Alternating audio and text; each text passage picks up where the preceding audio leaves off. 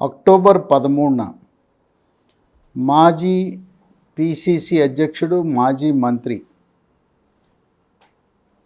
అణగారిన వర్గాల ప్రతినిధి, బీసీ నేత పొన్నాల లక్ష్మయ్య ఆకస్మిక రాజీనామా రాజకీయ పార్టీల్లో సంచలనాన్ని సృష్టించింది. కాంగ్రెస్ పార్టీకి ఒక పెద్ద షాకు, ఊహించని షాక్ తగిలింది. పొన్నాల లక్ష్మయ్య ఆయన ప్రస్తుత జనగాం జిల్లా, ఉమ్మడి వరంగల్ జిల్లాకు చెందిన కిలాషాపూర్ గ్రామం, రఘునాథపల్లి మండలంలో ఒక పేద కుటుంబంలో జన్మించడం జరిగింది. ఆయన చిన్ననాటి నుంచి కూడా కష్టాల కడలో పెరిగి అంచెలంచెలుగా ఎదిగి ఆయన మెకానికల్ ఇంజనీరింగ్ చదవడం జరిగింది. మెకానికల్ ఇంజనీరింగ్ చదివి అమెరికా వెళ్ళాడు. అమెరికాలో చక్కటి సంపాదన, అయినా ఆయనలో ఏదో అసంతృప్తి. నేనేదో సంపాదించుకుంటున్నాను, నా సొంత జనగామ ప్రాంతం, ఆ ప్రాంతంలో పేదరికము నిర్మూలించడానికి నేనేం చేయగలనని ఆయన జన్మభూమి స్ఫూర్తితో చక్కటి ఆ ఉద్యోగాన్ని, లక్షల డాలర్లు వచ్చే ఉద్యోగాన్ని వదిలి తిరిగి జనగాంకి వచ్చి జనగాం ప్రాంతంలో అక్కడ 2 వృత్తులను ఎంపిక చేసుకున్నాడు. Dairy, poultry. గ్రామీణ వాసులకు, రైతులకు సునాయాసంగా వాళ్ళ యొక్క జీవన ప్రమాణాలు మెరుగుపరిచే విధంగా ఆయన ఆ డైరీ, పౌల్ట్రీని జనగాం నియోజకవర్గంలో ఆ చుట్టుపక్కల దాన్ని ప్రోత్సహించి ఈ రోజున తెలంగాణ రాష్ట్రంలో అత్యధిక సంఖ్యలో డైరీలు, పౌల్ట్రీలు ఉన్నాయంటే జనగాం నియోజకవర్గం అంటే అది ఆయన కృషి వల్లనే అని మనం భావించాలి. పొన్నాల లక్ష్మయ్య తెలంగాణ రాష్ట్రం ఏర్పడిన తర్వాత మొట్టమొదటి కాంగ్రెస్ రాష్ట్ర పార్టీ అధ్యక్షుడు.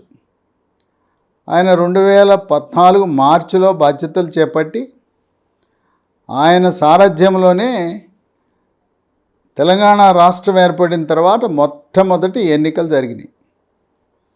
ఆ ఎన్నికల్లో వచ్చిన సీట్లు కేవలం 21 మాత్రమే.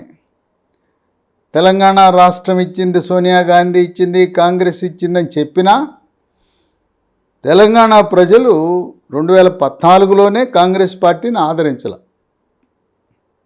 1 సంవత్సరం కొనసాగిన తర్వాత ఈ కాంగ్రెస్ పార్టీ ఓటమికి బాధ్యుడిగా చేస్తూ పొన్నాల లక్ష్మయ్యని కాంగ్రెస్ హైకమాండ్ తప్పించింది. 2వ ప్రదేశ్ కాంగ్రెస్ అధ్యక్షుడిగా ఉత్తమ్ కుమార్ రెడ్డిని నియమించింది. పొన్నాల లక్ష్మయ్య నేడు ఆయన ఏం ప్రశ్నిస్తున్నాడంటే హైకమాండ్ని, ఆ రోజు నేను ప్రదేశ్ కాంగ్రెస్ అధ్యక్షుడిగా ఉంటే పార్టీ ఓడింది, సరే నన్ను తప్పుకోమన్నారు, తప్పుకున్నా. మరి 2018లో ఉత్తమ్ కుమార్ రెడ్డి ప్రదేశ్ కాంగ్రెస్ అధ్యక్షుడిగా ఉన్నప్పుడు కూడా నేనున్నప్పుడు 21 సీట్లు వస్తే ఆయన ఉంటే మహాకూటమిని ఏర్పరిచి 19 సీట్లే వచ్చినాయి. మరి ఆయన ఎందుకు తప్పించలేదు? పైగా ఉత్తమ్ కుమార్ రెడ్డి ప్రదేశ్ కాంగ్రెస్ అధ్యక్షుడిగా ఉన్నప్పుడు 12 మంది ఎమ్మెల్యేలను టీఆర్ఎస్ పార్టీ, కేసీఆర్ సంతలో పశువుల్లా కొనుగోలు చేస్తుంటే హైకమాండ్ ఏం చేసింది? ప్రదేశ్ కాంగ్రెస్ అధ్యక్షుడు ఏం చేశాడు? మరి ఆయన ఎందుకు బాధ్యుడిగా చేసి ఆ పదవి నుంచి తప్పుకోమనలేదు? అంటే బీసీలకు జరిగిన ఘోర అవమానంగా ఆయన అభివర్ణిస్తున్నాడు. బీసీలకు ఒక న్యాయం, రెడ్డి సామాజిక వర్గానికి మరొక న్యాయమా? మరి ఆయన ఓడిపోతే ఆయనేం రాజీనామా చేయమనకుండా ఆయన కొనసాగిస్తారా? పొన్నాల లక్ష్మయ్య ఆయన మున్నూరు కాపు సామాజిక వర్గానికి చెందిన వ్యక్తి. మున్నూరు కాపు సామాజిక వర్గం చెందిన వారు జనాభా తెలంగాణ రాష్ట్రంలో 50 లక్షల మంది ఉన్నారు, సుమారు 18%. ఈ రోజున కాంగ్రెస్ పార్టీలో పొన్నాల లక్ష్మయ్యకు జరిగిన పరాభవం అది వ్యక్తిగతంగా భావించే పరిస్థితి లేదు. తెలంగాణ రాష్ట్రంలో ఉండే 300 కాపులే కాక ఇక్కడుండే ముదిరాజు, గౌడ, యాదవ, రజక, నాయ బ్రాహ్మణ అన్ని కులాలు కూడా మా బీసీల పట్ల వివక్షను చూపుతూ ఉంది కాంగ్రెస్ పార్టీ అని, దీని ప్రభావము అన్ని బీసీ సామాజిక వర్గాలపై పడే అవకాశం ఉంది. పొన్నాల లక్ష్మయ్య గత 45 సంవత్సరాలుగా ఏ పార్టీ మారకుండా ఆయనకున్న రికార్డు చరిత్ర ఏంటంటే, తెలంగాణ రాష్ట్రంలో ఏ బీసీ వర్గానికి చెందిన నాయకుడు కూడా కాంగ్రెస్ పార్టీలో వరుసగా 3 సార్లు ఎమ్మెల్యేగా గెలిచిన చరిత్ర రికార్డు లేదు. పొన్నాల లక్ష్మయ్య 1980లోనే అమెరికా నుంచి వచ్చిన తర్వాత కాంగ్రెస్ పార్టీ పట్ల ఆకర్షితుడై నేటి వరకు కూడా 45 సంవత్సరాలుగా పార్టీలు మారకుండా ఆ గాంధీ కుటుంబానికి విధేయతతో పార్టీనే నమ్ముకుని ఆయన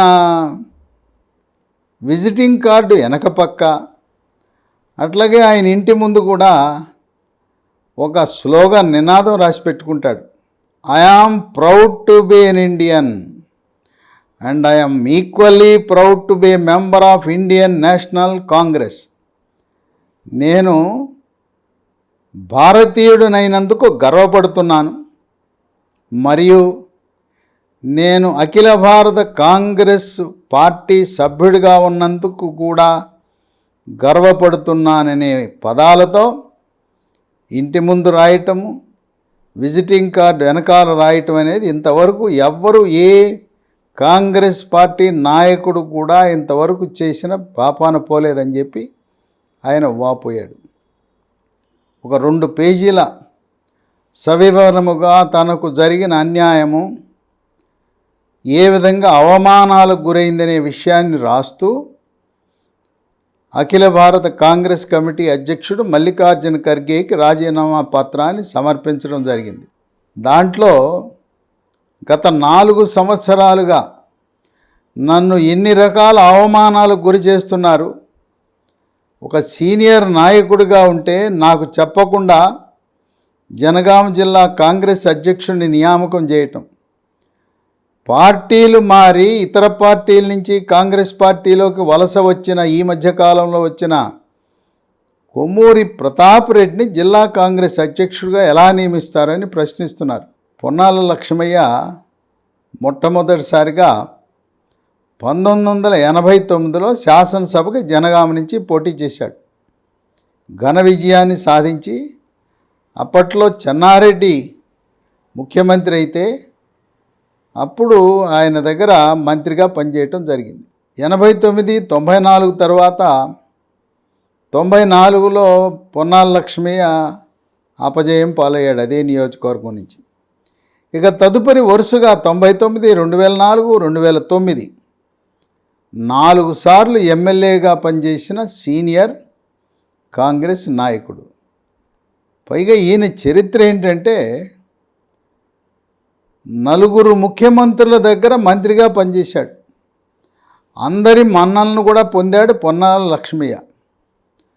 ఆయన ఐటీ, కమ్యూనికేషన్ శాఖ, భారీ మధ్య తరహా నీటిపారుదల శాఖ మంత్రిగా పనిచేస్తూ జలవనరులు కరువై తాగునీరు, సాగునీరుకి ఎన్నో ఇబ్బందులు పడుతున్న జనగామ నియోజకవర్గానికి మోక్షం తెచ్చాడు ఈయన పొన్నాల లక్ష్మయ్య. ఆయన మంత్రిగా ఉన్నప్పుడు జనగామ నియోజకవర్గంలో 7 రిజర్వాయర్లు నిర్మాణం చేయించాడు. దేవాదల నుంచి నీరు వచ్చేలా ఏర్పాటు చేసి ఈరోజు పుష్కలంగా సాగునీరు, తాగునీరు కొరత లేకపోయిందంటే ఆనాడు ఆయన చూపిన దూరదృష్టిని జనగామ ప్రజలు వాపోతారు. ఇక్కడ పొన్నాల లక్ష్మయ్య ఒంటరైపోయాడు. ఈయన తదుపరి వచ్చిన ఉత్తమ్ కుమార్ రెడ్డి ఈయన పట్ల సానుకూల ధోరణి లేదు. తర్వాత జనగామ నియోజకవర్గము భువనగిరి పార్లమెంటు పరిధిలో వస్తుంది. అక్కడుండే కాంగ్రెస్ పార్లమెంట్ లోక్సభ సభ్యుడు కోమటిరెడ్డి వెంకటరెడ్డికి ఆయనకి లక్ష్మయ్య పట్ల అంత సానుకూల ధోరణి లేదు. రేవంత్ రెడ్డి ఈ విధంగా ఉత్తమ్ కుమార్ రెడ్డి, రేవంత్ రెడ్డి, కోమటిరెడ్డి వెంకటరెడ్డి ముగ్గురు కలిసి కొమ్మూరి ప్రతాప్ రెడ్డిని రంగంలోకి తెచ్చి ఆయన వేరే పార్టీలో ఉంటే పార్టీ మార్పించి దీంట్లో తీసుకొచ్చి జిల్లా కాంగ్రెస్ అధ్యక్షుని చేసి పొన్నాల లక్ష్మయ్య పోటీ చేస్తే గెలవడనే ఒక నివేదికని సృష్టించి కుక్కను చంపాలన్నప్పుడు పిచ్చి కుక్క అని ముద్ర వేయాలని, ఆ పిచ్చి కుక్కేసి దాన్ని ఎలా చంపుతారో ఇక్కడ కూడా సర్వేల పేరిట బీసీలకు అన్యాయం జరుగుతుందని వాపోయాడు. అక్కడ ఒక కాంగ్రెస్ పార్టీ వ్యూహకర్త తెలంగాణ రాష్ట్రానికి సునీల్ కనుగోలు అని ఉన్నాడు. ఆయన ఏదో సర్వే చేసినట్టు సృష్టించి ఒక నివేదిక తయారు చేయించి జనగామలో పొన్నాల లక్ష్మయ్య గెలవడు, సర్వే నివేదికలు వ్యతిరేకంగా ఉన్నాయని చెప్పి తయారు చేయించి పొన్నాల లక్ష్మయ్యకి పోటీ చేయడానికి అర్హత లేదు అని ఆ అవమాన భారంతో కన్నీటి పర్యంతమై పత్రికా సమావేశంలో ఆయన 45 సంవత్సరాల అనుబంధం తెంపుకున్నందుకు ఆయన భావోద్వేగానికి గురై కన్నీరు రావటం జరిగింది. అన్ని విషయాలు కూడా రాజీనామా పత్రంలో రాశాను అని చెబుతూనే ఆయనకి ఏ రకంగా అవమానాలు, అడుగడుగున అవమానాలు ఎదురైంది కూడా వివరించడం జరిగింది. నేను ఈరోజు నన్ను నమ్ముకున్న పార్టీ, సేవ చేసిన పార్టీ, ఆ పార్టీలో నన్ను ఒక కోన్ కిస్కాగా చేశారు.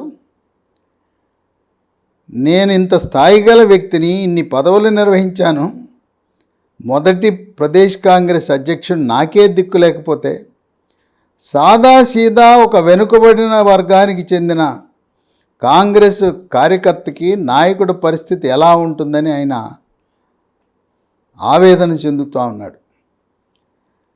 ఢిల్లీలో మకాం పెట్టి జాతీయ కాంగ్రెస్ పార్టీ వ్యవస్థాగత వ్యవహారాల ఇన్ఛార్జి ప్రధాన కార్యదర్శి కేసీ వేణుగోపాల్ని కలవడానికి శతవిధాల ప్రయత్నం చేశాడు 10 రోజుల పాటు.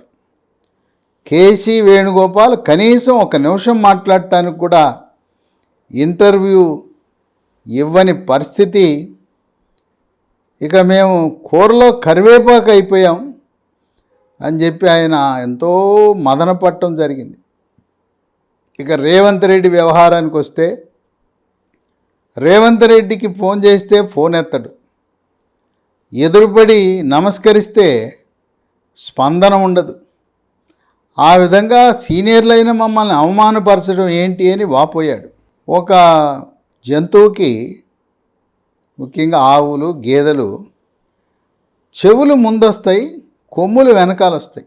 వెనకాల వచ్చిన కొమ్ములు చెవుల్ని ఎక్కిరించిన సంధాన నిన్నగాక మొన్న వచ్చి 2 ఏళ్ల క్రితం 3 ఏళ్ల క్రితం వచ్చిన నాయకులు, వలస నాయకులు, ఎన్ని పార్టీలు మారారో పార్టీలు మారిన నాయకులు వచ్చి ఈరోజు మా మీద పెత్తనం చేయటం ఏంటి అనేసి ఆయన వాపోతున్నాడు. 50 మంది బీసీ నాయకులు, దాంట్లో అగ్రశ్రేణి బీసీ నాయకులు వి హనుమంతరావు, మధు యాష్కీ గౌడ్, మహేష్ గౌడ్, మేమంతా 50 మంది నాయకులము ఢిల్లీ వెళ్తే మాతో మాట్లాడటానికి నిరాకరించింది హైకమాండ్. ఇది మాకు బీసీలకు ఇచ్చే గౌరవం ఈ కాంగ్రెస్ పార్టీలో అని చెప్పి ఆయన అడుగడుగున కాంగ్రెస్ పార్టీలో బీసీలకు జరుగుతున్నది అన్యాయం అని చెప్పి ఆయన ఉద్ఘాటించడం జరిగింది. ఒక ఆసక్తికరమైన గణాంకాలను మాత్రం బయటపెట్టాడు. 1983 నుంచి నేటి వరకు కాంగ్రెస్ పార్టీ 15 సంవత్సరాలు పాలించింది, తెలుగుదేశం పార్టీ 16 సంవత్సరాలు, టీఆర్ఎస్ పార్టీ 9 సంవత్సరాలు పైగా పాలిస్తే ఆనాడు 1989లో 5 సంవత్సరాల పాటు చెన్నారెడ్డి ప్రదేశ్ కాంగ్రెస్ అధ్యక్షుడిగా ఉన్న, 2004లో వైఎస్ రాజశేఖర రెడ్డి ముఖ్యమంత్రి మొదటిసారి, రెండోసారి 2009లో అయినా అప్పుడు తెలంగాణ రాష్ట్రం నుంచి ఎన్నికైన కాంగ్రెస్ ఎమ్మెల్యేల గణాంకాలు తీస్తే ఎప్పుడూ కూడా తెలంగాణ రాష్ట్రంలో 50% సీట్లు కూడా గెలవలేదు అని చెప్పి ఆయన ప్రస్తావించడం జరిగింది. నియోజకవర్గాల పునర్విభజన జరగకముందు తెలంగాణ రాష్ట్రంలో 107 నియోజకవర్గాలు ఉండేవి. పునర్విభజన తరువాత సీమాంధ్ర ప్రాంతం ఉన్న 12 నియోజకవర్గాలు అక్కడ రద్దయి తెలంగాణలో కలవటం వల్ల నేడు 119 నియోజకవర్గాలైనవి.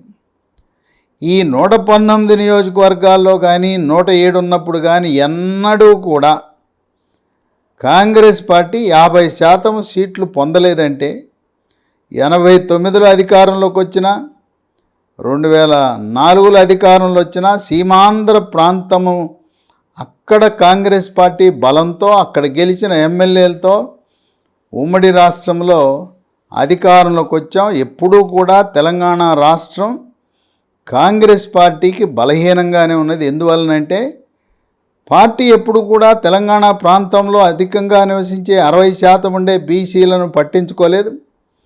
తెలుగుదేశం పార్టీ బీసీలకు పెద్దపీట వేసి వాళ్ళని ఆదరించడం ద్వారా బీసీలందరూ తెలుగుదేశం పార్టీలోకి వెళ్ళారు. 2014లో తెలుగుదేశం పార్టీది సీమాంధ్ర పార్టీగా ముద్రపడిన తర్వాత తెలుగుదేశం పార్టీలో పనిచేసిన నాయకులు, శ్రేణులు, కార్యకర్తలు, స్థానిక సంస్థల ప్రజాప్రతినిధులు అందరూ కూడా కేసీఆర్ తనకుండే సాన్నిహిత్యం వల్ల తెలుగుదేశం పార్టీలో ఉండే బీసీలందరూ కూడా టీఆర్ఎస్, బీఆర్ఎస్లో చేరారు. కనుక మొదటి నుంచి ఆది నుంచి కూడా కాంగ్రెస్ పార్టీ బీసీలను ఎప్పుడూ ఎన్నడూ కూడా ఆదరించలేదు. తెలుగుదేశం పార్టీ ఘన విజయానికి కూడా కారణం తెలుగుదేశం పార్టీని అన్న ఎన్టీఆర్ బీసీల పార్టీగా చిత్రీకరించి బీసీలకు వివిధ చేతి వృత్తుల వారికి, వివిధ కులాల వారిని ఆదరించి అన్ని కులాల వారికి ప్రాతినిధ్యం ఇచ్చి ఎమ్మెల్యేలు, ఎమ్మెల్సీలు, ఎంపీలు, మంత్రివర్గంలో స్థానం కల్పించడం వల్ల కాంగ్రెస్ పార్టీకి బీసీలు శాశ్వతంగా దూరమయ్యారు అని చెప్పి ఒక ఆసక్తికరమైన తన పరిశీలనలో ఉన్న గణాంకాలను బయటపెట్టడం జరిగింది. అప్పట్లో దిగ్విజయ్ సింగ్ ఉమ్మడి ఆంధ్రప్రదేశ్ రాష్ట్రం తెలంగాణకి ఇన్ఛార్జి పర్యవేక్షకుడిగా ఉన్నప్పుడు ఆయన పొన్నాల లక్ష్మయ్య నువ్వు ఎమ్మెల్సీగా నీకు అవకాశం తీసుకుంటే నాకు ఎమ్మెల్సీ వద్దు, పార్టీ గెలవాలి, పార్టీ గెలిచినప్పుడు ఏదైనా తీసుకుంటాను, ఇప్పుడు వద్దు, పార్టీ కష్టకాలం ఉన్నప్పుడు నా ఎమ్మెల్సీ నాకు వద్దు, ఎవరికైనా ఇద్దామని చెప్పామని చెప్పి ఆయన ఎమ్మెల్సీ ఇస్తానన్నా కూడా వేరే వాళ్ళకు అవకాశం కల్పించమని దిగ్విజయ్ సింగ్కి చెప్పటం అనేది విశేషంగా పొన్నాల లక్ష్మయ్య వివరించడం జరిగింది. ఆయన అక్కసంతా కూడా రేవంత్ రెడ్డి, కోమటిరెడ్డి వెంకటరెడ్డి, ఉత్తమ్ కుమార్ రెడ్డి, ఈ ముగ్గురు రెడ్డి సామాజిక వర్గానికి చెందిన వాళ్ళు తనల్ని ఘోర అవమానానికి భరించరాని అవమానాలు చేశారు.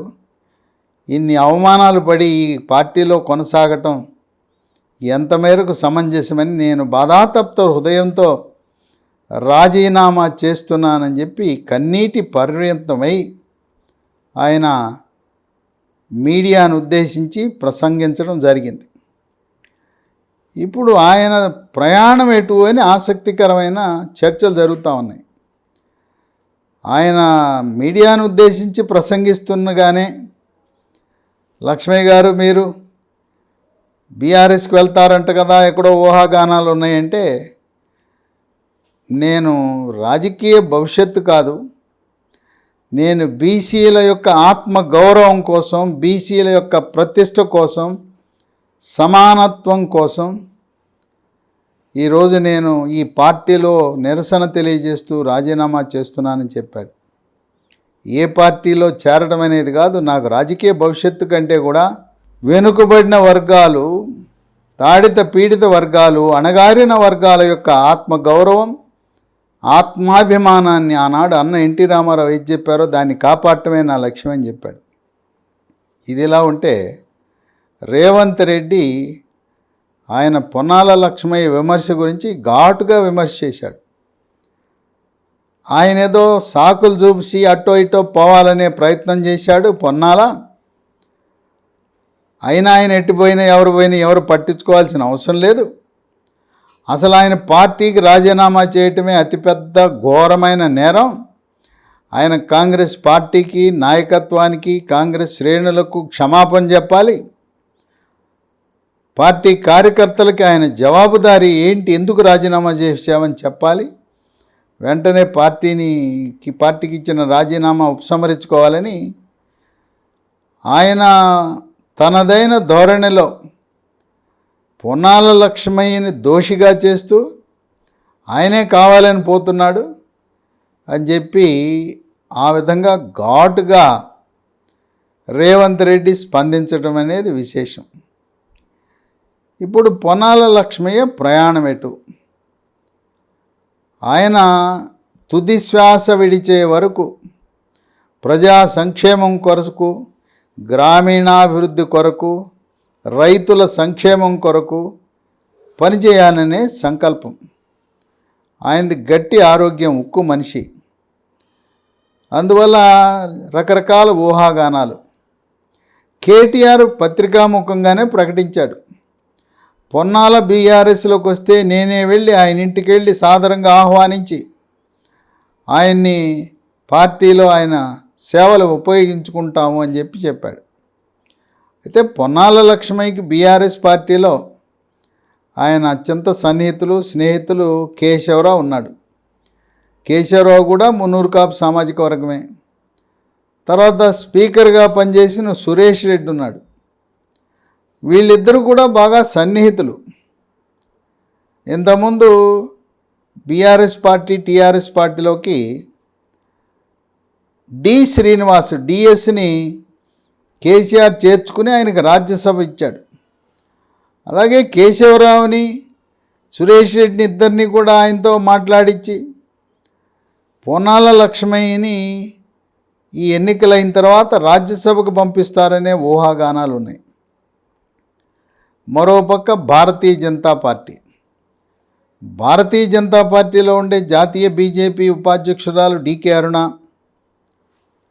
అలాగే మర్రి చెన్నారెడ్డి కుమారుడు మర్రి శశిధర్ రెడ్డి, పొన్నాల లక్ష్మయ్యకి చక్కటి సంబంధాలున్నాయి.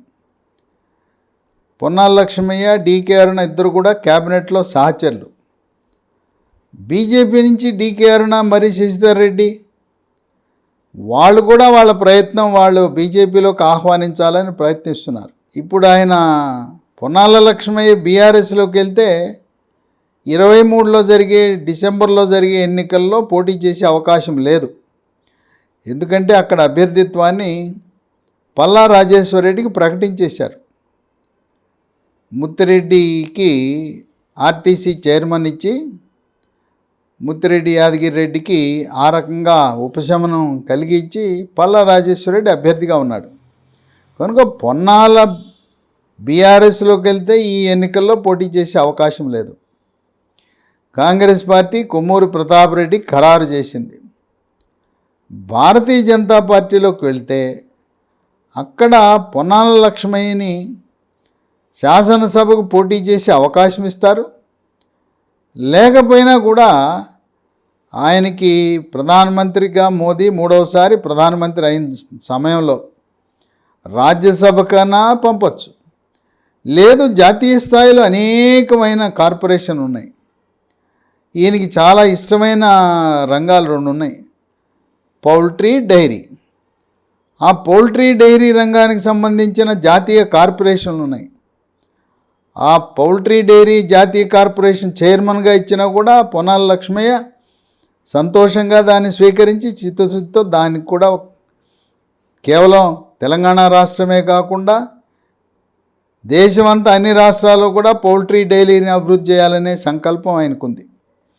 అందువల్ల ఇప్పుడు ఒక పక్క బీఆర్ఎస్లో ఉండే మాజీ కాంగ్రెస్ నాయకులు, అట్లాగే బీజేపీలో ఉన్న మాజీ కాంగ్రెస్ నాయకులు వాళ్ళు పొన్నాల లక్ష్మయ్యతో మంతనాలు చేస్తున్నారు. ఆయన I am proud to be Indian అంటే జాతీయవాదాన్ని ఆయన ఎప్పుడు కూడా ప్రోత్సహిస్తాడు. ప్రాంతీయ పార్టీలంటే ఆయనకు అంత ఆసక్తి లేదు. ప్రాంతీయ పార్టీలంటే అవేవో ప్రైవేట్ లిమిటెడ్ కంపెనీలా పనిచేస్తాయి. కుటుంబ పార్టీలు, వారసత్వ పార్టీలు, వాళ్ళకి జాతీయ దృక్పథం ఉండదు. దేశ సమగ్రతను కాపాడాలంటే జాతీయ పార్టీల వల్లనే అవుతుందని చెప్పి ఆ విధంగా జాతీయ భావాలు కలిగిన పొన్నాల లక్ష్మయ్య బీజేపీ పట్ల మొగ్గు చూపే అవకాశాలు ఉన్నాయి. పైగా ఆయనకి డీకే అరుణ, మర్రి శశిధర్ రెడ్డితో ఉన్న సాన్నిహిత్యం వల్ల, ఎందుకంటే మర్రి శశిధర్ రెడ్డి తండ్రి మర్రి చెన్నారెడ్డే జనగామకి టిక్కెట్ ఇవ్వటం, తదుపరి ఆయన మంత్రివర్గంలో తీసుకోవటం, ఇవన్నీ కూడా ఒక సెంటిమెంట్ ఉంది. రాజకీయంగా ప్రోత్సహించిన కుటుంబం మర్రి చెన్నారెడ్డి కుటుంబం అని. శశిధర్ రెడ్డి, డీకే అరుణ ఇద్దరు కూడా రంగంలో దిగితే ఇంకా భారతీయ జనతా పార్టీకి కాంగ్రెస్ పార్టీ నుంచి మారి వచ్చిన నాయకులు నిర్మల్ నుంచి మహేశ్వర్ రెడ్డి, ఆయనతో కూడా సన్నిహిత సంబంధాలు ఉన్నాయి. ఈ విధంగా బీఆర్ఎస్ ఒక పక్క, బీజేపీ ఒక పక్క, తెర వెనుక వాళ్ళ ప్రయత్నాలు వాళ్ళు పొన్నాల లక్ష్మయ్యని మన పార్టీలో చేర్చుకోవాలని. ఎందుకంటే ఆయన మచ్చలేని వ్యక్తి, వివాదరహితుడు, నిజాయితీ గల వ్యక్తి, ఒక బీసీలో గుర్తింపు కలిగిన మున్నూరు కాపు సామాజిక వర్గానికి చెందినవాడు. ఈటెల రాజేందర్ భారతీయ జనతా పార్టీలో చేరటం వల్ల తెలంగాణ రాష్ట్రంలో ఉండే ముదిరాజ్ సామాజిక వర్గం అంతా కూడా ఈటెల రాజేందర్ వెనక నడవటం, ఆ విధంగా బీజేపీ బలోపేతమైంది. మున్నూరు కాపు సామాజిక వర్గం ఇప్పటికే డాక్టర్ కె లక్ష్మణ్, బండి సంజయ్, ధర్మపురి అరవింద్, ఇద్దరు లోక్సభ సభ్యులు, ఒక రాజ్యసభ సభ్యుడు, వీళ్ళందరూ మున్నూరు కాపు సామాజిక వర్గానికి చెందిన వారు అవటం వల్ల మున్నూరు కాపు సామాజిక వర్గం అధికంగా భారతీయ జనతా పార్టీ పట్ల మక్కువ చూపిస్తున్న తరుణంలో పొన్నాల లక్ష్మయ్యని బీజేపీలోకి ఆకర్షించడం ద్వారా ఆ మున్నూరు కాపు సామాజిక వర్గాన్ని కూడా పూర్తి మద్దతు భారతీయ జనతా పార్టీ పొందాలనే ఆలోచన వ్యూహంతో ఉంది.